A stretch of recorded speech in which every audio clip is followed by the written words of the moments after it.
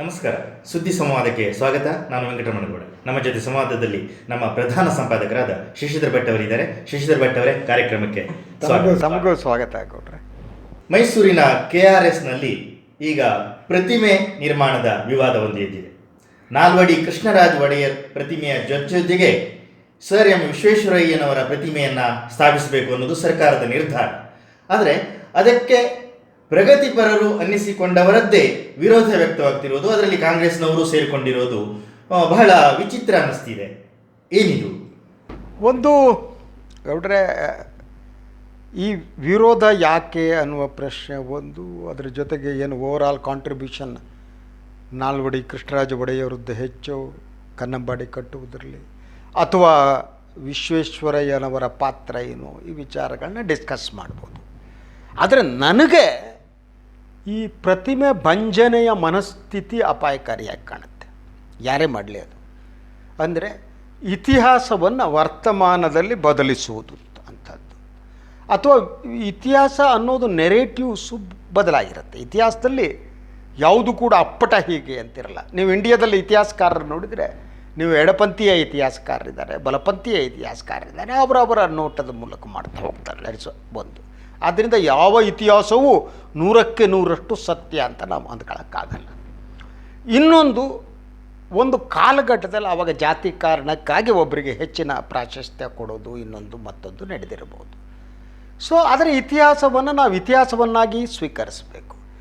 ಇತಿಹಾಸವನ್ನು ಇತಿಹಾಸವಾಗಿ ಸ್ವೀಕರಿಸದಿದ್ದರೆ, ಏನು ಬಾಬ್ರಿ ಮಸೀದಿಯನ್ನು ಉರುಳಿಸಿದ್ವಲ್ಲ, ಅದನ್ನು ಇತಿಹಾಸವನ್ನು ವರ್ತಮಾನದಲ್ಲಿ ಬದಲಿಸಿ ಹೊರಟಿದ್ದು BJP. ಈಗ ಈ ವಿಚಾರದಲ್ಲಿ ಅವರು ಮೈಸೂರಿನ ಮಾಜಿ ಮೇಯರ್ ಏನು ಇರಬೇಕು, ಪುರುಷೋತ್ತಮನಪ್ಪ ಯಾರೋ ಅವ್ರ ಹೆಸರು, ನನಗೇನು ಗೊತ್ತಿಲ್ಲ ಅವ್ರು ಯಾರು.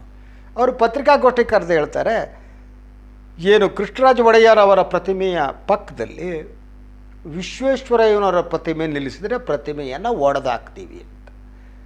ಈ ಒಡೆದು ಹಾಕುವ ಮನಸ್ಥಿತಿ ಏನಿದೆ, ಅದು ಬಾಬ್ರಿ ಮಸೀದಿಯನ್ನು ಒಡೆದ ಸಂಘ ಪರಿವಾರದ ಮನಸ್ಥಿತಿಯಂತೆ ವಿಶ್ವೇಶ್ವರಯ್ಯನವರ ಪ್ರತಿಮೆಯನ್ನು ಒಡೆಯುವ ಮನಸ್ಥಿತಿ ಒಂದೇ ಆಗಿದೆ. ನನಗನುಮಾನ ಇಲ್ಲ. ಇವರು ವೈಚಾರಿಕರು ಅಂತ ಹಣೆಪಟ್ಟಿ ಇದೆ, ಅವರಿಗೆ ಬಲಪಂಥೀಯರು ಅವರು, ಚಡ್ಡಿಯವರು, ಇವರದ್ದಿನ್ನೇನು. ನಾನು ಹೇಳ್ತಾ ಇರುವುದು, ನೀವು ಇತಿಹಾಸಕ್ಕೆ ಬರೋಣ. ಏನು ನಾಲ್ವಡಿ ಕೃಷ್ಣರಾಜ ಒಡೆಯವರು ಕರ್ನಾಟಕದ ಅಭಿವೃದ್ಧಿಯ ಮೂಲ ಪುರುಷ ಅನ್ಬೋದು. ಅವರು ಮಾಡಿರುವ ಕೆಲಸ ಒಂದಲ್ಲ, ಅಗಾಧವಾದದ್ದು. ಒಂದಕ್ಕಿಂತ ಪಟ್ಟಿ ಮಾಡ್ತಿದ್ರೆ ಮುಗಿಯಲ್ಲ ನಿಮ್ಮದು. ಅದು ನೀವು ಕನ್ನಡ ಸಾಹಿತ್ಯ ಪರಿಷತ್ತಿನಿಂದ ಪ್ರಾರಂಭವಾಗಿ, ಮೈಸೂರು ಯೂನಿವರ್ಸಿಟಿಯಿಂದ ಪ್ರಾರಂಭವಾಗಿ ಅದೆಷ್ಟು ಸಂಸ್ಥೆಗಳನ್ನು ಹುಟ್ಟಾಕಿದ್ರು ಅವರು ಅಲ್ವಾ. ಹಾಗೆಯೇ ಕನ್ನಂಬಾಡಿ ಕಟ್ಟೆ ಕೂಡ, ಅವರು ಕನ್ನಂಬಾಡಿ ಕಟ್ಟೆಯನ್ನು ಕಟ್ಟಬೇಕಾದ್ರೆ ಸೊ ಇಂಜಿನಿಯರ್ ಆಗಿ ಮುಂಬೈಲಿದ್ದ ವಿಶ್ವೇಶ್ವರಯ್ಯನನ್ನು ಕರೀತಾರೆ. ಅವರು ಇಂಥ ಪ್ರತಿಭಾನ್ವಿತ ವ್ಯಕ್ತಿ ಮುಂಬೈನಲ್ಲಿದ್ದ ವಿಶ್ವೇಶ್ವರಯ್ಯನ ಕರೀತಾರೆ ಅಂದರೆ ವಿಶ್ವೇಶ್ವರಯ್ಯನವರು ಪ್ರತಿಭಾನ್ವಿತರಾಗಿದ್ದರು ಅಂತ. ನಾವು ಇವರ ಆಯ್ಕೆಯನ್ನು ಅವ್ರು ಕರೆದ ಮೇಲೆ ಕಟ್ಟಿದ್ರು ಅವರು ದುಡ್ಡು ಕೊಟ್ಟರು. ಮಹಾರಾಜರು ದುಡ್ಡು ಕೊಡುವಂಥ ಸಂದರ್ಭದಲ್ಲಿ ಕೂಡ ಬಂಗಾರವನ್ನು, ತಮ್ಮ ಸ್ವಂತ ಬಂಗಾರವನ್ನು ಆಡಿಬಿಟ್ರು. ಇವತ್ತು ಯಾವ ನನ್ನ ಮಗನೂ ಆ ಕೆಲಸ ಮಾಡಲ್ಲ. ರಾಜಕಾರಣಿಗಳು ಇಡ್ತಾರೆ ಕೇಳಿ, ಇಲ್ಲಿ ಮಾಡಲ್ಲ. ಅಂಥ ಗ್ರೇಟ್ ಕಾಂಟ್ರಿಬ್ಯೂಷನ್ ಅವ್ರದ್ದಿತ್ತು. ಆದರೆ ಮಹಾರಾಜರ ಈ ತೀರ್ಮಾನವನ್ನು ಇಂಪ್ಲಿಮೆಂಟ್ ಮಾಡಿದವರು ಇಂಜಿನಿಯರ್ಗಳು, ಕೆಲಸಗಾರರು. ಇವರೊಬ್ಬರು ಮೇಸ್ತ್ರಿ ಅಂತ ಮಾತಾಡ್ತಾರೆ, ಇಂಜಿನಿಯರ್ ಮೇಸ್ತ್ರಿ. ನಾನು ಹೇಳ್ತಾ ಇರೋದು, ನೀವು ಈ ರೀತಿಯ ಮನಸ್ಥಿತಿ ಅಂತ ಅಪಾಯಕಾರಿಯಾದ್ದು ಅನ್ನೋದು ಮುಖ್ಯ. ನನಗೆ ಕಾಂಟ್ರಿಬ್ಯೂಷನ್ ವಿಚಾರದಲ್ಲಿ ಕೃಷ್ಣರಾಜ ಒಡೆಯರ್ದು ಗ್ರೇಟ್ ಕಾಂಟ್ರಿಬ್ಯೂಷನ್ ಇದೆ, ವಿಶ್ವೇಶ್ವರಯ್ಯನವರ ಕಾಂಟ್ರಿಬ್ಯೂಷನ್ ಕೂಡ ಇದೆ. ಯಾಕೆಂದರೆ ಆ ಕಾಲದಲ್ಲೇ ಅವರು ಮುಂಬೈನಲ್ಲಿ ಹಲವಾರು ಯೋಜನೆಗಳನ್ನು ಇಂಪ್ಲಿಮೆಂಟ್ ಮಾಡಿದರು. ಲಂಡನ್ನಲ್ಲಿ ಯಾವುದೋ ಯೋಜನೆಯನ್ನು ಇಂಪ್ಲಿಮೆಂಟ್ ಮಾಡೋದಕ್ಕೆ ಅವ್ರಿಗೆ ಕನ್ಸಲ್ಟ್ ಮಾಡಲಾಗಿತ್ತು. ಆದ್ದರಿಂದ ಅವರು ಅದ್ಭುತವಾದ ಇಂಜಿನಿಯರ್ ಅನ್ನೋದರಲ್ಲಿ ಅನುಮಾನ ಇಲ್ಲ. ಸೊ ಈ ಕನ್ನಂಬಾಡಿ ಕಟ್ಟೆ ಕಟ್ಟುವ ಯೋಜನೆ ಟಿಪ್ಪು ಕಾಲದಲ್ಲಿ ಬಂದಂಥ ಯೋಜನೆ ಅದು. ಆವಾಗ ಇಂಪ್ಲಿಮೆಂಟ್ ಆಗಿಲ್ಲ. ಕೃಷ್ಣರಾಜ ಒಡೆಯರ್ ಕಾಲದಲ್ಲಿ ಅದು ಇಂಪ್ಲಿಮೆಂಟ್ ಆಯಿತು ಅನ್ನೋದು ನಿಜ. ಆ ಕಾರಣಕ್ಕಾಗಿ ನೀವು ವಿಶ್ವೇಶ್ವರಯ್ಯನ ಕಾಂಟ್ರಿಬ್ಯೂಷನನ್ನು ಸಂಪೂರ್ಣವಾಗಿ ನೀವು ಡಿನೈ ಮಾಡೋಕ್ಕಾಗಲ್ಲ. ಕೃಷ್ಣರಾಜ ಒಡೆಯರ್ದಂತೂ ಮಾಡೋದಕ್ಕೆ ಸಾಧ್ಯ ಇಲ್ಲ. ಅಂಥ ಅಪರೂಪದ ಅಭಿವೃದ್ಧಿ ಪರವಾದ ರಾಜರು ಅವರು, ಅದನ್ನು ಡಿನೈ ಮಾಡಿ. ಆದರೆ ಈ ಒಂದು ಈ ಭಿನ್ನತೆಯನ್ನು ಯಾಕೆ ತರ್ತೀರಿ ನೀವು? ವಿಶ್ವೇಶ್ವರಯ್ಯವರು ಮೀಸಲಾತಿ ವಿರೋಧಿ ಮಾಡ್ತಿದ್ರು ಅನ್ನೋದು ಬೇರೆ. ಅದನ್ನ I don't want to mix it. ಆ ಕಾಲಘಟ್ಟದಲ್ಲಿ ಮಾಡಿದ್ದು ಅದು ಡಿಫೆಂಡ್ ಮಾಡೋಕ್ಕಾಗಲ್ಲ. ಎಸ್, ವಿಶ್ವೇಶ್ವರಯ್ಯ ಮೀಸಲಾತಿಯನ್ನು ವಿರೋಧ ಮಾಡಿದರು. ವಿಶ್ವೇಶ್ವರಯ್ಯ ಮೀಸಲಾತಿಯನ್ನು ವಿರೋಧ ಮಾಡಿದ್ರು ಅನ್ನುವ ಕಾರಣಕ್ಕಾಗಿ ಅವರು ಅವರ ಕೆಲಸ ಏನಿದೆ ಅದನ್ನು ಸಂಪೂರ್ಣವಾಗಿ ಡಿನೈ ಮಾಡಿ, ಈ ವ್ಯತ್ಯಾಸಗಳು ಗೊತ್ತಿರಬೇಕು ನಮಗೆ. ಈ ವ್ಯತ್ಯಾಸ ಗೊತ್ತಿಲ್ಲದೆ ಇಂಥದ್ದು ನಡೀತಾ ಇದೆ. ಈಗ ಇದು ಕೃಷ್ಣರಾಜ ಒಡೆಯರ್ ಮತ್ತು ಇತಿಹಾಸದಲ್ಲಿ ನಡೆದ ಘಟನೆಯನ್ನು ವರ್ತಮಾನದಲ್ಲಿ ನಿಂತು ಡಿವೈಡ್ ಮಾಡೋವಂಥದ್ದು, ವಿಶ್ವೇಶ್ವರಯ್ಯನವರನ್ನು ಮತ್ತು ಕೃಷ್ಣರಾಜ ಒಡೆಯರನ್ನ ಡಿವೈಡ್ ಮಾಡ್ತಾ ಹೋಗುವಂಥದ್ದು. ಸೊ ವಿಶ್ವೇಶ್ವರಯ್ಯ ಅಯೋಗ್ಯ ಆಗಿದ್ದರೆ ಅವ್ರನ್ನ ಮೈಸೂರು ದಿವಾನರಾಗಿ ಮಾಡ್ತೀರ ಅಂತ ಮೂರ್ಖರಲ್ಲ ಕೃಷ್ಣರಾಜ ಒಡೆಯರ್. ಭಾಳ ಗ್ರೇಟ್, ಇಷ್ಟೆಲ್ಲ ಅಭಿವೃದ್ಧಿ ಪರವಾಗಿ ಕೆಲಸ ಮಾಡಿದವರು ಯಾಕೆ ವಿಶ್ವೇಶ್ವರಯ್ಯನವರು ದಿವಾನರು ಮಾಡ್ತಾರೆ? ದಿವಾನರಲ್ಲಿ ಇವ್ರಿಗಿಂತ ಮಿರ್ಜಾ ಇಸ್ಮಾಯಿಲ್ ದೊಡ್ಡವರು ಇರ್ಬೋದು, I don't deny that. But ಇವ್ರನ್ನ ಯಾಕೆ ಮಾಡ್ತಾರೆ? ಏನೋ ಇದೆ ಅಂತಲೇ ಮಾಡ್ತಾರೆ, ಪ್ರತಿಭೆ ಇದೆ ಅಂತ ಮಾಡ್ತಾರೆ, ಶಕ್ತಿ ಇದೆ ಅಂತ ಮಾಡ್ತಾರೆ, ಮಾಡ್ಬೋದು ಅಂತ ಮಾಡ್ತಾರೆ. ಸೊ ಆದ್ದರಿಂದ ನಾವು ಹೇಗೆ ಕೃಷ್ಣರಾಜ ಒಡೆಯರವರ ಕಾಂಟ್ರಿಬ್ಯೂಷನನ್ನು ಡಿನೈ ಮಾಡೋದಕ್ಕೆ ಸಾಧ್ಯ ಇಲ್ವೋ ಹಾಗೆ ಅವರ ತೀರ್ಮಾನವನ್ನು ಡಿನೈ ಮಾಡೋಕ್ಕಾಗಲ್ಲ. ಅವರು ಯೋಗ್ಯತೆ ಇದ್ದಾರೆ ಅಂತ ಮಾಡಿರ್ಬೋದು, ಆದರೆ ಇಬ್ಬರ ನಡುವೆ ಈ ಒಡಕನ್ನು ಸೃಷ್ಟಿಸುವಂಥದ್ದು, ಇತಿಹಾಸವನ್ನು ಇಟ್ಕೊಂಡು ವರ್ತಮಾನದಲ್ಲಿ ಡಿವೈಡ್ ಮಾಡುವಂಥದ್ದು ಏನಿದೆ ಇದು ಅಪಾಯಕಾರಿ. ಇವಾಗ ಪ್ರಗತಿಪರರು ಅನ್ನುವ ಹೆಸರಿನಲ್ಲಿ ಈ ಏನು ನಿಂತಿದ್ದಾರಲ್ಲ ಈ ಅವಿವೇಕಿಗಳು ರಾಜ ಮತ್ತು ನೌಕರ ಅಂತ ವ್ಯತ್ಯಾಸ ಮಾಡ್ತಿದ್ದಾರೆ ನಾಲ್ವಡಿ ಕೃಷ್ಣರಾಜ ಒಡೆಯರ್ ಮತ್ತು ವಿಶ್ವೇಶ್ವರಯ್ಯನವರಲ್ಲಿ. ಅಂದರೆ ಇವರಿಗೆ ವಿಶ್ವೇಶ್ವರಯ್ಯನವರ ಕೊಡುಗೆಯೂ ಮುಖ್ಯ ಅಲ್ಲ, ನಾಲ್ವಡಿ ಕೃಷ್ಣರಾಜ ಅವರು ಏನೇನು ಮಾಡಿದ್ರು ಅದು ಕೂಡ ಇಂಪಾರ್ಟೆಂಟ್ ಅಲ್ಲ. ಅವ್ರು ರಾಜ, ಇವ್ರ ನೌಕರ. ಅಂದರೆ ಇವರ ಮನಸ್ಥಿತಿ ಯಾವ ಥರದ್ದು? ಈ ಮನಸ್ಥಿತಿ ನೀವು ಹೇಳ್ತೀರಿ ಇತ್ತೀಚೆಗೆ ಬಂದು ಶುರುವಾಯಿತು. ನಾನು ಹೇಳೋದು ಇತಿಹಾಸದ ಒಬ್ಬ ವ್ಯಕ್ತಿ ಇದ್ದಾರಲ್ಲ, ಅವರು ವರ್ತಮಾನದಲ್ಲಿ ಕಾಲ ಸರಿದ ಹಾಗೆ ರಕ್ತ ಮಾಂಸವನ್ನು ತುಂಬಿಕೊಂಡು ಹೊಸ ವ್ಯಕ್ತಿ ಆಗ್ತಾನೆ. ದೈವತ್ವ ಬರುವುದೇ ಹಾಗೆ. ಒಂದು ಸಾಮಾನ್ಯವಾದ ವ್ಯಕ್ತಿ ದೈವವನ್ನಾಗಿಸುವ ಪರಂಪರೆ ಇಂಡಿಯಾದಲ್ಲಿದೆ, ಆಗ್ತಾ ಬರುತ್ತೆ, ದೇವರುಗಳಾಗಿರೋದು ಹಾಗೆ. ಇನ್ನೊಂದು ಘಟನೆಯನ್ನು ನೋಡಿ, ಮೈಸೂರಿನ ಮಹಿಷಾಸುರ ಮರ್ದಿನಿ ಅಲ್ವಾ, ಅದು ಮಹಿಷ ಅನ್ನುವವನ ಕಾರಣಕ್ಕೆ ಬಂತು ಮೈಸೂರು ಅನ್ನುವ ವಾದಗಳೆಲ್ಲ ಇರ್ಬೋದು, ನಿಜ, ನಾನು ಅದನ್ಯಾವುದು ಡಿನೈ ಮಾಡಲ್ಲ. ಆದರೆ ಮಹಿಷಾಸುರ ಮರ್ದಿನಿ ದೇವರಾಗಿ ಕರ್ನಾಟಕದ ಜನರ ಮನಸ್ಸಿನ ಒಳಗೆ ಬೆಳೆದಿರುವುದು ಕುತೂಹಲಕರವಾದ್ದು. ಅಂದರೆ ದಟ್ ಇಸ್ ಸಿಂಬಾಲಿಕ್. ಮಹಿಷ ಅನ್ನುವುದು ಅನುಭವ ಏನಿದ್ದ ಅವನು ನೆಗೆಟಿವಿಟಿಯನ್ನು ಸಿಂಬಲೈಸ್ ಮಾಡ್ತಾನೆ ಇಂಡಿಯಾದ ಮನಸ್ಸು ಅಲ್ವಾ. ಸೊ ಇಂತಹ ಅವರನ್ನು ನಾಶಪಡಿಸೋ ಅಸುರತ್ವ ಅನ್ನುವುದು ಭಾರತೀಯರ ಮನಸ್ಥಿತಿಯಲ್ಲಿ ಕೆಟ್ಟದ್ದು ಅನ್ನೋದು, ಅಸುರ ಅನ್ನೋ ಬಂದಿದೆ. ಸೊ ಅವಳು ಮಹಿಷಾಸುರ ಮರ್ದಿನಿ ಅನ್ನುವ ಹೆಂಗತ್ತು ಸ್ತ್ರೀ ದೇವತೆ, ಅವಳು ದೇವತೆಯಾಗಿ ಬೆಳೆದು ಮಹಿಷನನ್ನು ಹತ್ಯೆ ಮಾಡ್ತಾಳೆ ಅಲ್ವಾ.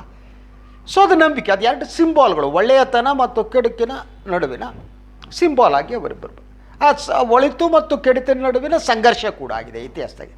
ನೀವು ಇವತ್ತು ಕೂತುಬಿಟ್ಟು ಅದನ್ನು ಇಡೀ ಈ ಪ್ರತಿಮೆಯನ್ನು ಭಂಜಿಸುವುದು ಹೇಗಿದ್ರೆ, ಮಹಿಷಾಸುರ ಮರ್ದಿನಿಯನ್ನು ವಿರೋಧಿಸ್ತಾ ನೀವು ಮಹಿಷನನ್ನು ಎತ್ತು ಮಹಿಷ ವೈಚಾರಿಕರೆಲ್ಲ ಮಾಡಿದ್ರು, ಮಹಿಷ ಉತ್ಸವ ಮಾಡಿ ದಸರಾ ಬದಲು ಮಾಡಬೇಕು ಅನ್ನೋದಲ್ಲ.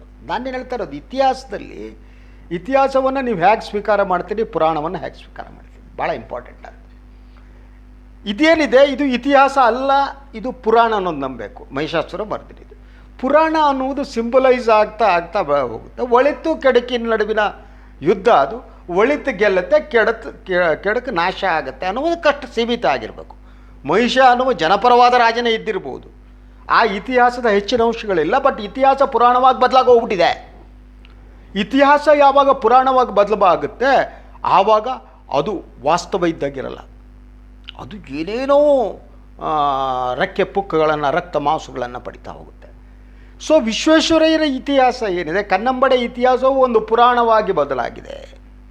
ಆ ಪುರಾಣವಾಗಿ ಬದಲಾಗುವಂಥ ಸಂದರ್ಭದಲ್ಲಿ ವಿಶ್ವೇಶ್ವರಯ್ಯನವರಿಗೆ ದೈವತ್ವವನ್ನು ಆರೋಪಿಸುವಂಥದ್ದು, ಅವ್ರಿಗೆ ಇಲ್ದಿರೋ ಗುಣಗಳು, ಅದು ಭಾಳ ಸ್ಪಷ್ಟವಾಗಿ ನಡೆಯುವಂಥದ್ದು. ಕೇವಲ ವಿಶ್ವೇಶ್ವರಯ್ಯನವರ ವಿಚಾರ ಆಗಲಿ, ನಾಲ್ವಡಿ ಕೃಷ್ಣರಾಜ ಒಡೆಯರ್ ಇತಿಹಾಸ ಮಾತ್ರ ಅಲ್ಲ, ಎಲ್ಲ ಇತಿಹಾಸವೂ ಪುರಾಣವಾಗಿ ನೀವು ಎಸ್ ನೀವೀಗ for example you take Mahabharata, Ramayana, ಯಾವುದೋ ಒಂದು ಸಣ್ಣದ ಒಂದು ಘಟನೆ ಕಥೆ ಇರುತ್ತೆ, ಅದು ಬೆಳೀತಾ ಹೋಗುತ್ತೆ. ರಾಮ ದೇವರಾಗಿ ಬೆಳೆಯುವ ಬಗ್ಗೆ, ಕೃಷ್ಣ ದೇವರಾಗಿ ಬೆಳೆಯುವ ಬಗ್ಗೆ ವಾಸ್ತವವಾಗಿ ಅವ್ರು ಬೇರೆ ರೀತಿ ಇರಬಹುದು, ವಾಸ್ತವವಾಗಿ ಡಿಸ್ಕಸ್ ಮಾಡೋದು. ನೀವು ಇತಿಹಾಸವಾಗಿ ಅದು ಪುರಾಣವಾಗಿ ಬೆಳೆದೋಗ್ಬಿಟ್ಟಿದೆ ಅಲ್ವಾ. ಇಂಡಿಯಾದಲ್ಲಿ ಹಾಗೇನೆ ಗಾಂಧಿ ಹತ್ರ ದೌರ್ಬಲ್ಯ ಇರಲಿಲ್ಲ ಅಂತಲ್ಲ, ಗಾಂಧಿ ಒಂದು ಕಾಲಘಟ್ಟದಲ್ಲಿ ಅವರ ಕಾಂಟ್ರಿಬ್ಯೂಷನ್ ಇತಿಹಾಸ ಪುರಾಣವಾಗಿ ಬದಲಾದದ್ದು ಅಲ್ವಾ. ಪುರಾಣವಾದ ತಕ್ಷಣ ಅವ್ರು ದೈವತ್ವಕ್ಕೆ ಹೋಗ್ತಾರೆ. ಈಗ ಅದರ ಭಂಜನೆ ಮಾಡುವುದೇನಿದೆ, ಆ ಕಲ್ಪನೆ ಹಲವಾರು ವರ್ಷಗಳಿಂದ ಬೆಳೆದದ್ದು. ಭಂಜನೆ ಮಾಡುವ ಆ ಮೂರ್ತಿ ಭಂಜನೆ ಅಂತೀನಿ ನಾನು. ಅದು ಅಪಾಯಕಾರಿಯಾದ್ದು. ನೀವು ವರ್ತಮಾನ ವಾಸ್ತವ ಪುರಾಣವಾದ ಮೇಲೆ ಅದನ್ನು ಮತ್ತೆ ವಾಸ್ತವವಾಗಿ ಬದಲಿಸೋಕ್ಕಾಗಲ್ಲ. ಯಾಕಂದರೆ ಆ ಪ್ರತಿಭೆಗಳು ಎಲ್ಲರ ಮನಸ್ಸಿನಲ್ಲಿ ಬೇರೂರ್ಬಿಟ್ಟಿರ್ತವೆ, ಬೆಳೆದ್ಬಿಟ್ಟಿರ್ತವೆ. ವಿಶ್ವೇಶ್ವರಯ್ಯ ಬೆಳೆದ್ಬಿಟ್ಟಿದೆ. ಹಳೆ ಮೈಸೂರು ಪ್ರದೇಶದ ಜನ, ನೀವು ಅಲ್ಲಿ ವಿಶ್ವೇಶ್ವರಯ್ಯ ನಾಲೆ ಇದೆ, ಇನ್ನೊಂದಿದೆ, ಮತ್ತೊಂದಿದೆ ಅಲ್ವಾ. ತುಂಗಭದ್ರಾ ಡ್ಯಾಮಿಂದ ಯಾವುದೋ ವೀಡಿಯೋ ನೋಡ್ತಿದ್ದೆ ನಾನು, ಅದನ್ನು ಉದ್ಘಾಟನೆ ಮಾಡೋಕ್ಕೆ ವಿಶ್ವೇಶ್ವರಯ್ಯನ ಹೋಗಿರ್ತಾರೆ. ಇದನ್ನೆಲ್ಲ ಮೀರಿ ಬೆಳೆದ್ಬಿಟ್ಟಿದ್ದಾರೆ ಅವರು. ಅವ್ರು ಹಾಗೆ ಇದ್ದರು ಅಂತ ಅಲ್ಲ, ಬೇರೆ ರೀತಿ ಇರೋಕ್ಕೆ ಸಾಧ್ಯ ಇದೆ, ಅಥವಾ ಅವ್ರ ಕಾಂಟ್ರಿಬ್ಯೂಷನ್ ಕಡಿಮೆ ಇರೋಕ್ಕೆ ಸಾಧ್ಯ ಇದೆ ಅಲ್ವಾ. ಸೊ ಬಟ್ ಪುರಾಣ ಆಗೋಗ್ಬಿಟ್ಟಿದೆ ಅದು. ಇದನ್ನು ನೀವು ಅರ್ಥ ಮಾಡ್ಕೊಳ್ಳದೆ ಇದ್ದರೆ ಅಪಾಯ. ನೀವು ಹೇಗೆ ಬಾಬ್ರಿ ಮಸೀದಿಯ ಕೆಡವುವ ಮನಸ್ಥಿತಿ ಬೆಳೀತಲ್ಲ, ಅದೇ ಮನಸ್ಥಿತಿ ದೇಶದಲ್ಲಿ ವಿಸ್ತಾರ ಆಗ್ತಾ ಹೋಗುತ್ತೆ. ನನ್ನ ನೆರೇಟಿವ್ಸಿಗೆ ಬೇಕಾದಾಗೆ ನಾನು ಮಾಡ್ತಾ ಆ ಮೂರ್ತಿ ಭಂಜನೆಯ ಕೆಲಸವನ್ನು ಮಾಡ್ತಾ ಹೋಗ್ತೀನಿ, ಕೆಡಗುವ ಕೆಲಸವನ್ನು ಮಾಡ್ತಾ ಹೋಗ್ತೀನಿ, ಉರುಳಿಸುವ ಕೆಲಸವನ್ನು ಮಾಡ್ತಾ ಹೋಗ್ತೀನಿ. ಆದ್ದರಿಂದ ನನಗೆ ಅಪಾಯ ಅನ್ನಿಸುವುದು ಈ ಬಲಪಂಥೀಯರು ಮತ್ತು ಎಡಪಂಥೀಯರ ನಡುವೆ ಈ ವಿಚಾರದಲ್ಲಿ ವ್ಯತ್ಯಾಸ ಇಲ್ಲವಲ್ಲ ಅನ್ನೋದು ಅಲ್ವಾ. ನನಗೆ ಕುತೂಹಲ, ಮೈಸೂರಿನವ್ರು ಯಾರೋ ಅಂದ ಮಾಜಿ ಮೇಯರು ಆಯಿತಾ, ಈ ಮೈಸೂರಿನ ಮನೆತನದರ ಕಾಂಟ್ರಿಬ್ಯೂಷನನ್ನು ಕಾಂಗ್ರೆಸ್ನ ಭಾಳಷ್ಟು ನಾಯಕರು ಒಪ್ಪಲ್ಲ, ಸಿದ್ದರಾಮಯ್ಯ ಒಪ್ಪಲ್ಲ. ಸಿದ್ದರಾಮಯ್ಯನಿಗೆ ಮೈಸೂರಿನ ಮಹಾರಾಜರ ಬಗ್ಗೆ ಅಂಥ ಗೌರವ ಇಲ್ಲ, ಅವ್ರು ತೋರಿಸ್ಕೊಟ್ಟಿದ್ದಾರೆ ಭಾಳ ಸಂದರ್ಭದಲ್ಲಿ. ನನ್ನ ಪ್ರಕಾರ ನಾನು ವಾಟ್ ಐ ಬಿಲೀವ್, ಮೈಸೂರು ಮಹಾರಾಜರ ಕೊಡುಗೆ ಇನ್ನಷ್ಟು ಪುರಸ್ಕಾರ ಸಿಗಬೇಕಾಗಿತ್ತು ಅಂತ ನಮ್ಮದು. ನಾವು ಅವ್ರು ಡೆವಲಪ್ಮೆಂಟಿಗೆ ಮಾಡಿದ್ದು ಇನ್ನೊಂದು ರಾಜಸತ್ಯ ಆಗಿತ್ತು ಅನ್ನೋದು ಬೇರೆ. ಬಟ್ ನೀವು ರಾಜಸತ್ಯ ಅದು ಆಗಿತ್ತು ಅನ್ನೋ ಕಾರಣಕ್ಕಾಗಿ ಮೈಸೂರು ರಾಜವಂಶವನ್ನು ವಿರೋಧಿಸುವ ಸಿದ್ದರಾಮಯ್ಯ ಅವರ ಪಾರ್ಟಿಗೆ ಸೇರಿದಂಥ ಇನ್ಯಾರೋ ಒಬ್ಬ ವ್ಯಕ್ತಿ ಕೂತ್ಕೊಂಡು ಈಗ ನೀವು ವಿಶ್ವೇಶ್ವರಯ್ಯನವರನ್ನು ಹೀಗಳಿಸ್ತಾ ಅವರ ಮೇಲೆ ನಾಲ್ವಡಿ ಕೃಷ್ಣರಾಜನ ಕಟ್ಟೋ ಕೆಲಸವನ್ನು ಮಾಡ್ತೀವಿ. This a politics what I believe. ಇದು ರಾಜಕಾರಣ ಅಲ್ವಾ. ನಾವು ಇಬ್ಬರ ಕಾಂಟ್ರಿಬ್ಯೂಷನನ್ನು ರೆಕಗ್ನೈಸ್ ಮಾಡೋಣ. ಯಾರ ಕಾಂಟ್ರಿಬ್ಯೂಷನ್? ಒಬ್ಬರು ತೀರ್ಮಾನ ತೆಗೆದುಕೊಂಡವರು, ಬಹಳ ಮುಖ್ಯವಾದ್ದು ನಾಲ್ವಡಿ ಕೃಷ್ಣರಾಜ ಒಡೆಯರು. ಇದು ಒಂದೇ ತೀರ್ಮಾನ ಅಲ್ಲ, ಇಡೀ ಮೈಸೂರು ರಾಜ್ಯವನ್ನು ಅಭಿವೃದ್ಧಿಪರ ರಾಜ್ಯವಾಗಿ ಅಭಿವೃದ್ಧಿಯ ದಿಸೆಯಲ್ಲಿ ತೆಗೆದುಕೊಂಡದವರು. ಅದರಲ್ಲಿ ಕಾಂಟ್ರಿಬ್ಯೂಷನ್ ವಿಶ್ವೇಶ್ವರಯ್ಯನಂಥವ್ರು ಇದೆ, ಇಂಪ್ಲಿಮೆಂಟ್ ಮಾಡಿದವರು. ನೀವು ವಿಶ್ವೇಶ್ವರಯ್ಯನವರಂಥವ್ರನ್ನ ಕಾಂಟ್ರಿಬ್ಯೂಷನ್ ಸಂಪೂರ್ಣವಾಗಿ ಡಿನೈ ಮಾಡ್ತಾ ಅವರು ಮೇಸ್ತ್ರಿ ಅಂತ ಮಾತನಾಡುವ ಅಪಾಯಕಾರಿಯಾದ ರಾಜಕಾರಣ ಇದು. ಈ ಅಪಾಯಕಾರಿಯಾದ ರಾಜಕಾರಣದಲ್ಲಿ ಕಾಂಗ್ರೆಸ್ ತೊಡಗಬಾರ್ದಿತ್ತು. ಈ ಅಪಾಯಕಾರಿಯಾದ ರಾಜಕಾರಣದಲ್ಲಿ ಕಾಂಗ್ರೆಸ್ ತೊಡೆದಿದ್ದು ನೋಡಿ. ಇನ್ಯಾರ್ದು ಒಂದು ಹೇಳಿಕೆ ನೋಡಿದೆ, ಅದು ಯಾರದೋ ಮರ್ತುಬಿಟ್ಟೆ, ಇವ್ರದ್ದೇ ಇರಬೇಕು. ಸೊ ಯದುವೀರ ಇದಕ್ಕೆ ಬೆಂಬಲ ಕೊಟ್ಬಿಟ್ಟಿದ್ದಾರೆ ವಿಶ್ವೇಶ್ವರಯ್ಯ ಮೂರ್ತಿಗೆ. ಯಾವನ ಅಮ್ಮ ಹೇಳ್ದಂಗೆ ಕೇಳ್ಕೊಂಡು ಮಾಡ್ತಾರೆ ರೀ ಎಲ್ಲ. ಅಮ್ಮ ಹೇಳ್ದಂಗೆ ನೀವು ನನ್ನ ಮಕ್ಕಳ್ರ ಸೋನಿಯಾ ಗಾಂಧಿ ಅನ್ನ ಅಮ್ಮ ಹೇಳ್ದಂಗೆ ಮಾಡಲ್ವ ನೀವು? ಎಲ್ಲ ಅಮ್ಮಂದಿರ ಮಾತು ಕೇಳ್ಕೊಂಡು ಇದಕ್ಕೆ ಕ್ಷುಲ್ಲಕತನ ಯಾಕೆ ಮಾಡೋಕ್ಕೆ ಹೋಗ್ತಿದ್ದೀರಲ್ಲ ಪಾಲಿಟಿಕ್ಸನ್ನು? ನೀವು ಬೇಕಾದ್ರೆ ಹೇಳಿ, ನಾಲ್ವಡಿ ಕೃಷ್ಣರಾಜ ಒಡೆಯರವರಿಗೆ ಇನ್ನಷ್ಟು ಗೌರವ ಸಿಗಬೇಕತ್ತು ಆ ಎಗ್ರಿ. ಅವ್ರ ಪ್ರತಿಮೆಯನ್ನು ವಿಧಾನಸೌಧ ಎದುರು ನಿರ್ಮಿಸಿ, ಐ ಹ್ಯಾವ್ ನೋ ಇಶ್ಯೂ. ಅಥವಾ ಕನ್ನಂಬಾಡಿಯಲ್ಲಿ ನೀವು ಕೃಷ್ಣರಾಜ ಒಡೆಯರ ಪ್ರತಿಮೆ ದೊಡ್ಡದಿಟ್ಬಿಟ್ಟು ವಿಶ್ವೇಶ್ವರ ಪ್ರತಿಮೆ ಸಣ್ಣದಿಡಿ, ಮೇಸ್ತ್ರಿ ಅಂದ್ಕೊಂಡಿದ್ದೆಲ್ಲ ಇಡಿ. ಬಟ್ ಅದಿತ್ತು ಒಡೆದಾಗ್ತೀನಿ ಅನ್ನುವುದು ಏನಿದೆ, ಈ ರಾಜಕಾರಣಿಗಳ ಒಡೆಯುವ ಮನಸ್ಥಿತಿ ಇದೆಯಲ್ಲ, ಇದು ಅಪಾಯಕಾರಿಯಾದ್ದು. ಇವರು ಒಡೆದ ರಾಜಕಾರಣ ಮಾಡುವವರು, ಬೆಂಕಿ ಹಚ್ಚಿ ರಾಜಕಾರಣ ಮಾಡುವವರು. ಈ ವಿಚಾರದಲ್ಲಿ ನನ್ನ ಕಾಂಗ್ರೆಸ್, BJP, JDS ಅನ್ನೋ ವ್ಯತ್ಯಾಸ ಕಾಣ್ತಾ ಇರೋದು ನನಗೆ ದುಃಖಕ್ಕೆ ಕಾರಣ ಆಗ್ತಾ ಇರೋದು, ನನಗೆ ಬೇಸರದ ಕಾರಣ ಆಗ್ತಾ ಇರೋದು. ನೀವು ಎಲ್ಲವನ್ನ ತಂದುಬಿಟ್ಟು ಇತಿಹಾಸವನ್ನು ತಿರುಚುತ್ತಾ, ಇತಿಹಾಸವನ್ನು ನಾನೇ ಸಂಶೋಧಕ ಅಂತ. ಸೊ ಆ ಕಾಲಘಟ್ಟದಲ್ಲಿ ಇತಿಹಾಸ ಬರೆದವರೆಲ್ಲ ಮೂರ್ಖರಾಗಿದ್ದರೆ ಎಕ್ಸಾಗ್ರೇಷನ್ ಇರುತ್ತೆ. I agree. ವಿಶ್ವೇಶ್ವರಯ್ಯನ ಜಾತಿ ಕಾರಣಕ್ಕಾಗಿ ಒಂದಿಷ್ಟು ವೈಭವೀಕರಿಸಿರ್ಬೋದು ಅಲ್ವಾ. ಅದು ನಾವಿದ್ದಾಗ ನಾನು ನಗು ಬರುತ್ತೆ. ನಾವು ಸಣ್ಣಿದ್ದಾಗ ಸ್ಕೂಲ್ಗಳಲ್ಲಿ ಹೇಳ್ತಿದ್ರು, ವಿಶ್ವೇಶ್ವರಯ್ಯನವ್ರ ಮೆದುಳು ಹೇಗಿತ್ತು ಗೊತ್ತೇನ್ರಿ, ಆ ಮೆದುಳು ಲಂಡನ್ ಮ್ಯೂಸಿಯಮ್ನಲ್ಲಿ ಇಟ್ಟಿದೆ ಅಂತ. ನಾ ಭಾಳ ಕಾಲ ನಂಬಿಬಿಟ್ಟಿದ್ದೆ ವಿಶ್ವೇಶ್ವರಯ್ಯನ ಮೆದುಳು ಲಂಡನ್ನಲ್ಲಿದೆ. ಅವ್ರು ಇಡೀ ಅದಕ್ಕೆ ಇನ್ನೊಂದು ಹೇಳ್ತಿದ್ರು, ಅವರ ಮೆದುಳು ಕೆಲಸ ಮಾಡೋ ಇದಿದೆಯಲ್ಲ, ಓವರಾಲ್ ಪರ್ಸೆಂಟೇಜ್ ವೈಸು ಅತಿ ಹೆಚ್ಚು ಕೆಲಸ ಮಾಡುತ್ತೆ, ಉಳಿದವ್ರದ್ದೆಲ್ಲ ಮಾಡಲ್ಲ. ಇಂಥದ್ದೆಲ್ಲ ಈ ರೀತಿಯ ಪುರಾಣವಾಗುವ ಬಗೆಯಲ್ಲೇ ಆಗೋದು ನಾವೆಲ್ಲ ನಂಬಿಬಿಟ್ಟಿದ್ವಿ ಅದಕ್ಕೆ ವಿಶ್ವೇಶ್ವರಯ್ಯ ಆಗಿರ್ಬೇಕು ಅಂತ. ಇದನ್ನು ಜಾತಿಯ ಕಾರಣಕ್ಕಾಗೂ ಬೆಳೆಸಿರ್ಬೋದು, ಜಾತಿಯ ಕಾರಣಕ್ಕಾಗಿ ಅವರ ಮೆದುಳು ಅತಿ ಬುದ್ಧಿವಂತ ಮೆದುಳು ಅಂದಿರಬಹುದು ಅಲ್ವಾ. ಎಗ್ರಿ. ಆದರೆ ನನಗೆ ಇದ್ರ ಇನ್ನೊಂದು ಮುಖ ಕಾಣೋದು, ಅಂಥ ಮೆದುಳನ್ನು ಗುರುತಿಸಿರುವ ಕೃಷ್ಣರಾಜ ಒಡೆಯ ಅಂತ ಅವ್ರು ಗುರುತಿಸ್ತಾರೆ ಅಂದರೆ ಉಳಿದವ್ರ ಮೆದುಳಿಗಿಂತ ಸ್ವಲ್ಪ ಬೆಟರ್ ಆ ಮನೆ ಇಂಜಿನಿಯರ್ಗಳು ಉಳಿದೋರ್ಗಿಂತ. ಎಸ್, ಯಾಕಂದರೆ ಕೃಷ್ಣರಾಜ ಒಡೆಯರಿಗೆ ಜಾತಿ ಇರಲಿಲ್ಲ ಅಲ್ವಾ. ಅವರು ಕರ್ನಾಟಕದಲ್ಲಿ ಮೊದಲ ಬಾರಿಗೆ ಮೀಸಲಾತಿ ಕೊಟ್ಟವರು, ಮಹಿಳೆಯರಿಗೆ ಪ್ರಾತಿನಿಧ್ಯ ಕೊಟ್ಟಂಥ ದೊಡ್ಡ ಮನುಷ್ಯ ಅವರು ಇರಬೇಕು ಅಂತ ಹೇಳಿದ್ರು. ಆದ್ದರಿಂದ ಅವ್ರ ಒಳಗಡೆ ಏನು ಬ್ರಾಹ್ಮಣ ಇರೋಕ್ಕೆ ಸಾಧ್ಯ ಇಲ್ಲ. ಅಲ್ವಾ? ಅವ್ರು ಗುರುತಿಸಿದ್ರೆ ಪ್ರತಿಭೆಯಿಂದ ಗುರುತಿಸಿದ್ರು ಅಂತ ನಾನು ಅಂತೀನಿ. ಅದನ್ನು ನೀವು ಇವತ್ತು ನಿಂತ್ಬಿಟ್ಟು ಅದಕ್ಕೆ ಜಾತಿ ಇನ್ನೊಂದು ಕೊಟ್ಬಿಟ್ಟು ಹೋಗ್ಬಿಟ್ಟು ಹೊಡೆದಾಕ್ತೀನಿ. ಹೊಡೆಯೋಕ್ಕೆ ಎಲ್ಲಿವರೆಗೆ ಹೊಡಿತೀರಿ ರಾಜಕಾರಣಿಗಳು? ಬಿ ಜೆ ಪಿಯವರು ಕಾಂಗ್ರೆಸ್ನವ್ರು ಎಲ್ಲ ಗುದ್ಲಿ ಪಿಕಾಸ್ ಹಿಡ್ಕೊಂಡು ನಿಂತ್ಕೊಳ್ರಪ್ಪ, ನಿಮಗೆ ಬೇಡ ಅಂದ್ರೆ ಹೊಡೆದಾಕಿರಿ, ಏನೇನು ಬೇಕೋ ಹೊಡೆದಾಕಿ, ಅಲ್ಲಿ ಹಾಕಿದ್ರೆ ಹೊಡಿತೀನಿ ಅಂತೀರಿ, ಇಲ್ಲಿ ಬೆಂಕಿ ಹಚ್ತೀನಿ ಅಂತೀರಿ. ಹೊಡೆಯುವ ಬೆಂಕಿ ಹಚ್ಚುವುದು ಬಿಟ್ಟುಬಿಟ್ಟು ಪ್ರೀತಿ ಸೌಹಾರ್ದತೆ ಯಾಕೆ ಸಾಧ್ಯ ಆಗಲ್ಲ ನಿಮ್ಗೆ? ಆ ರೀತಿ ಮಾತುಗಳು ಯಾಕೆ ಬರಲ್ಲ ನಿಮ್ಗೆ? ನಿಮಗೆ ಇತಿಹಾಸ ಪ್ರಜ್ಞೆ ಇದ್ದರೆ ಮೊದಲು ಮೈಸೂರು ಅರಸರಿಗೆ ಗೌರವ ಕೊಡೋದು ಕಲ್ತ್ಕೊಳ್ಳಿ. ಈ ಪುರುಷೋತ್ತಮ ಇರಲಿ, ಸಿದ್ದರಾಮಯ್ಯನವರು ಇರಲಿ, ಇನ್ನೊಬ್ರಿಗೆ ಕಲ್ತ್ಕೊಳ್ಳಿ ಅಂತ. You are denying that. Mysuru ಅರಸರ ಕೊಡುಗೆ ಡಿನೈ ಮಾಡ್ತೀರಿ. ಇದು ಜನಸತ್ತೆ ಪ್ರಜಾಪ್ರಭುತ್ವ ಕಂಡ್ರೆ ಬೇಟಾಕ್ರೆ ಯಾವನ ಮಹಾರಾಜ ಅವನು ಅಂತ ಕರೆಕ್ಟ್ ಗೌರವ ನಮಗಿಲ್ಲ. ಇಲ್ಲಿ ಕೂತ್ಕೊಂಡು ಅವ್ರು ಬೈಯೋದಕ್ಕೆ ಇವ್ರು ಬಳಸ್ಕೊತಾರೆ. ನಾವು ಇವರ ಪ್ರತಿಭಟನೆಗೆ ಇನ್ನೊಂದು ಆಯಾಮ ಇದ್ರೆ ಒಪ್ಕೋಬೋದಿದ್ದೇನೆ. ನಿಮ್ಮೆಲ್ಲರೂ ನಾನು ಪ್ರಸ್ತಾಪ ಮಾಡ್ಬೇಕು ಅಂದ್ಕೊಂಡಿರೋದು, ಇವಾಗ ಏನು ಮೂರ್ತಿ ಭಂಜನೆ ಅಂತೀವಲ್ಲ, ಅದರಷ್ಟೇ ಮತ್ತೊಂದು ಅಪಾಯಕಾರಿ ತದ್ವಿರೋಧವಾದದ್ದು ಮೂರ್ತಿ ಪೂಜೆ, ವ್ಯಕ್ತಿ ಪೂಜೆ. ಇಲ್ಲಿ ಇಂಥ ಸಂದರ್ಭದಲ್ಲಿ ನಮಗೀಗ ಬೇಡ, ಬರೀ ವಿಶ್ವೇಶ್ವರಯ್ಯನವರದಲ್ಲ, ನಾಲ್ವಡಿಯವರದ್ದು ಪ್ರತಿಮೆ ಬೇಡ ಇಂಥ ಸಂದರ್ಭದಲ್ಲಿ ಅಂತ ಇವರು ಆರ್ಗ್ಯೂ ಮಾಡಿದರೆ ಅದನ್ನ ಒಂದು ಹಂತಕ್ಕೆ ಒಪ್ಪಬಹುದಿತ್ತೇನೋ. ಯಾಕಂದ್ರೆ ಕೊರೋನಾ ಇದೆ, ಇಂಥ ಸಂದರ್ಭದಲ್ಲಿ ಇದೆಲ್ಲರ ಪ್ರಸ್ತಾಪ ಬೇಡ, ಹಸದವರ ಕಡೆ ನೋಡೋಣ ನಾವು ಅನ್ನುವಂಥ ಒಂದು ಯೋಚನೆ ಮಾಡ್ಬೋದಿತ್ತು. ಇದು ಅದು ಅಲ್ಲ, ಇದು ರಾಜಕೀಯ ನಿಜವಾಗಿಯೂ.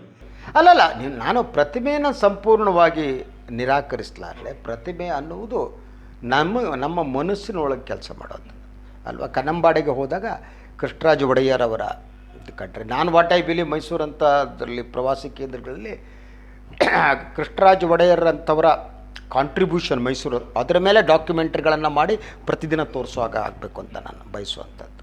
ಸಿ ಇತಿಹಾಸವನ್ನು ತಿಳಿಸೋದಾಗಿ ಭಾಳ ಕಡೆ ಅದು ನಡೀತಾ ಇರುತ್ತೆ. ಹಾಗೆಯೇ ಮೈಸೂರು ಅರಸರಿಗೆ ಸಂಬಂಧಪಟ್ಟಂಥ ನಾಟಕಗಳು ಪ್ರತಿದಿನ ನಡೆಯುವಂಗೆ ಮಾಡ್ಬೋದು. ಇದನ್ನು ಭಾಳಷ್ಟು ನೀವು ಇಂಗ್ಲೆಂಡಿಗೆ ಹೋದರೆ ಶೇಕ್ಸ್ಪಿಯರ್ ನಾಟಕಗಳು ಪ್ರತಿದಿನ ನಡೀತದೆ. ಹಾಗೆ ಮೈಸೂರು ಅರಸರ ಕೊಡುಗೆ ಇದು ಮಾಡ್ಬೋದು. ಹಾಗೆಯೇ ನೀವು ಕಿತ್ತೂರಿಗೆ ಹೋದರೆ ಕಿತ್ತೂರಿನಲ್ಲಿ ಕಿತ್ತೂರು ಚೆನ್ನಮ್ಮನ ಕೊಡುಗೆಗಳು, ಇಂಥವ್ರ ಕೊಡುಗೆಗಳಿಗೆ ಸಂಬಂಧಪಟ್ಟಂಥ ಸಾಕ್ಷ್ಯಚಿತ್ರಗಳು, ಪ್ರತಿದಿನ ನಾಟಕಗಳು ಆಯಾ ಪ್ರದೇಶದಲ್ಲಿ ನಡೆಯೋ ಹಾಗೆ ಮಾಡಬೇಕು. ಅದು ಭಾಳ ಮುಖ್ಯವಾದ. ಆದ್ದರಿಂದ ಪ್ರತಿಭೆಯ ನಿರ್ಮಾಣವನ್ನು ನಾನು ವಿರೋಧ ಮಾಡಲಾರೆ.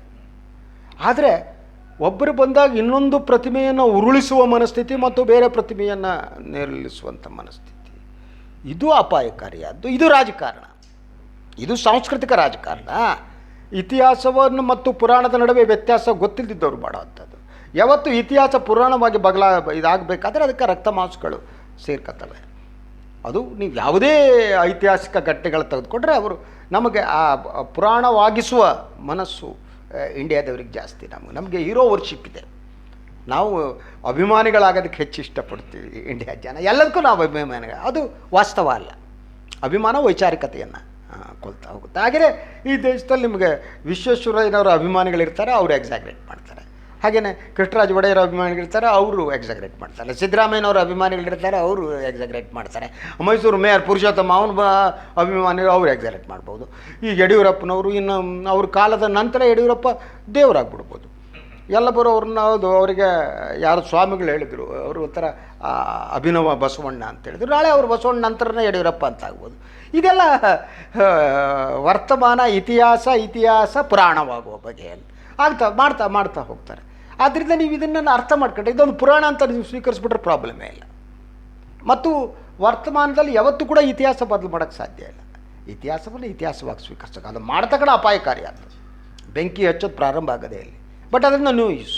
ಸಂವಾದದಲ್ಲಿ ಪಾಲ್ಗೊಂಡಿದ್ದಕ್ಕೆ ಧನ್ಯವಾದಗಳು. ತಮಗೂ ಧನ್ಯವಾದ ಗೌಡ್ರ. ಎಸ್ ಪ್ರಿಯ ವೀಕ್ಷಕರೇ, ಇದಾಗಿತ್ತು ಇವತ್ತಿನ ನಮ್ಮ ಸಂವಾದ, ಸುದ್ದಿ ಸಂವಾದ. ಮತ್ತು ಇನ್ನೊಂದು ವಿಚಾರದೊಂದಿಗೆ ನಾನು ಕೊಟ್ಟು ಬರ್ತೀವಿ. ಎಲ್ಲರಿಗೂ ಒಳ್ಳೆಯದಾಗಲಿ. ನಮಸ್ಕಾರ.